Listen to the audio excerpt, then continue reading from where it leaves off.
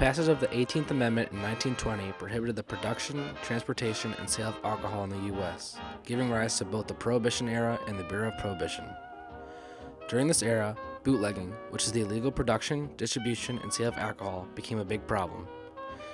One man who profited during this era of Prohibition was Al Capone.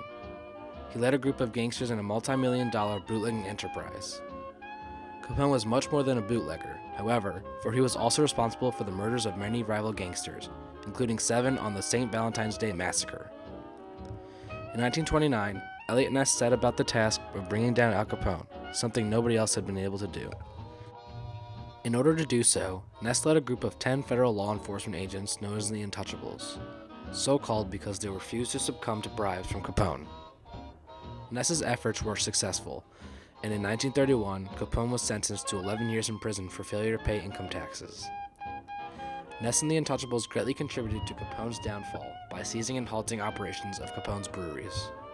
When the Untouchables disassembled and the Prohibition era ended, Ness left Chicago. He moved around and had a few different jobs until he was transferred to Cleveland in 1934. At the time, Cleveland was one of the largest cities in the United States, with a population of roughly 900,000. With such a large population, there were bound to be problems within the city. For example, Cleveland's police department was full of corruption and in need of new recruits for the job. Additionally, the crime rate in Cleveland was significantly higher before Ness's arrival. The city's biggest issue, however, was the safety of drivers and pedestrians. Upon his arrival, Ness was quickly appointed to the position of Public Safety Director of Cleveland in 1935. The main role of this position is to protect the public and keep them safe. Ness, leading a group of 34 agents, began to explore the public safety issues he considered the biggest threat to the safety of Cleveland citizens. When Ness arrived, Cleveland had 250 traffic-related deaths per year, enough to make it considered the second worst city in America in this category of deaths. Ness made an attempt to fix this problem by implementing a court that severely punished people who committed unsafe acts while driving. This forced citizens in Cleveland to drive more carefully. The positive results of his initial efforts were seen in the reduction in traffic-related deaths in Cleveland. By 1938, the number of deaths had dropped to 130 per year, and by 1939, there were only 115. Consequently, Cleveland was awarded the Safest City Award in a national traffic safety contest that year. This award was a great achievement for the city, which was previously rated very poorly in terms of traffic accidents. Another major factor in increasing traffic safety in the city was Ness's creation of the Accident Prevention Squad. This group conducted safety inspections on vehicles in the city and more strictly enforced Cleveland's traffic laws. Ness's hard work paid off greatly, and he was one of the main reasons for the dramatic turnaround in the city's traffic safety. Another way Ness improved the city was by his introduction of the ambulance. The ambulances were used to respond to calls that consisted of injuries needing serious and immediate medical attention. This greatly decreased the time it took for injured people to get to the hospital. They could also receive medical attention during the transport to the hospital. Furthermore, this switch in vehicles also allowed police cars to respond to calls involving crime while ambulances handled injuries. Ness's work with the Cleveland Police Department is often regarded as his biggest contribution to the city.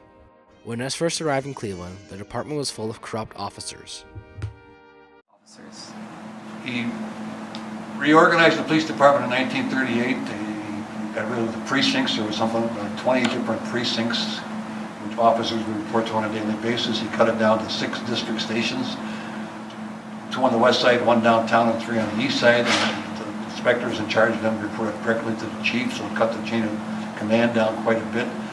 It made the officers more accountable to their direct supervisors, made the higher echelon officers more accountable to the chief. He fired some officers. Some officers actually went to jail. A lot of officers were transferred to different duties. These corrupt officers left Cleveland riddled with crime and incredibly unsafe. Soon after his arrival, Ness set out to fix this issue, especially through attempts to weed out the corrupt officers. Ness succeeded in getting rid of a number of corrupt officers. On some of the people that Ness acted against, the head of the vice squad and a captain named Michael Harwood, who had been in command of the Collinsworth area, Collinwood area of the city. And if I remember, if I'm right on this, both of those people went to jail. Head of the Vice Squad and Harwood. Other corrupt officers decided to seek early retirement upon realizing Ness's determination to rid the department of corruption. In order to fill the holes left by the corrupt officers, Ness began to hire younger officers. To help prepare these young officers for the new positions, Ness created the Cleveland Police Academy in hopes of ushering in a new era of officers to protect and serve the city without corruption. The remaining reliable officers were very excited and welcomed these changes in the department. Ness's strong efforts to rid the department of corruption not only influenced the Cleveland Police Department for future generations, but also set a precedent for the other police departments around the country. One problem that Ness had throughout the process of getting rid of the bad officers was a lack of proof of corruption. Sometimes with civil service protection, you have to be able to prove that an individual is corrupt or is doing something wrong. It might be strong suspicions that the officer is doing something wrong, so the transfer would be in place of formal actions which you couldn't win. Okay. So the individual got the message by being transferred. Beyond traffic safety and corruption within the police department, Ness had many other issues to deal with.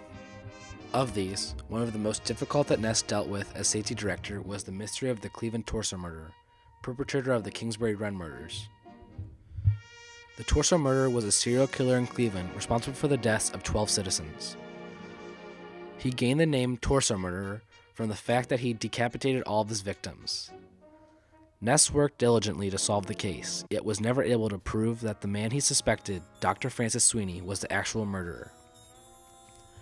Sweeney was not able to be arrested due to lack of proof connecting him to the murders. This case was one of Ness's biggest challenges, and some believe that his inability to solve it had been a lasting and negative impact on his reputation. I personally don't think it had a huge effect on his legacy. I think that's one of those events, gruesome and I guess what I would say newsworthy. And so that lives with us till today. It obviously had national news at that point. However, he was dedicated to his job enough that he was able to continue to concentrate on his other duties. He didn't let this investigation ruin his career, and he continued working as safety director. In his work as Cleveland's public safety director, Ness noticed that gang violence that he had seen in his early career in Chicago was also prevalent on the streets of Cleveland. Ness found a way to control gang activity among Cleveland's youth by promising teens that the city would create safe havens. Author Paul W. Heimel writes, "He promised the youth that the city would provide recreational opportunities, including basketball courts, baseball fields, gymnasiums, and playgrounds, if they would police their own ranks in curbing illegal activities." In addition, Ness established Boy Scout troops, with the support of civic leaders in order to help inner-city kids be responsible citizens and get involved in the community. Eliot Ness had one of the greatest impacts on Cleveland as its public safety director throughout the 1930s. This was largely a result of his determination to create a safer and cleaner city. Indeed, Ness was a huge factor in taking Cleveland from one of the most dangerous to one of the safest traffic cities in the U.S., reducing the annual death rate from traffic accidents along the way. Accidents, the city of Cleveland back in the mid-1930s was one of the worst cities for accidents, vehicle accidents, and he revised how they investigated them and how they controlled them, and was able to turn it around within just a few years. Made it one of the best cities in the country, safest cities in the country as far as vehicle accidents. In addition, Ness weeded out over 200 corrupt police officers from the Cleveland Police Department, and even created the Cleveland Police Academy to train a new, younger generation of officers to fill out the department. From the moment Ness arrived in Cleveland, he had his mind made up that he would improve the city. He took a courageous stand against everything that made Cleveland unsafe. He isn't always recognized for his great accomplishment as safety director, but still remains as one of the greatest contributors to Cleveland to this day. His actions also set a precedent for work in public safety in other cities around the U.S. His work dealing with corruption and traffic safety were some of the most successful during the mid-1900s. He also modernized the police force in Cleveland, an act that was repeated throughout the other cities in the U.S. All his efforts made Cleveland safer and positively changed the city.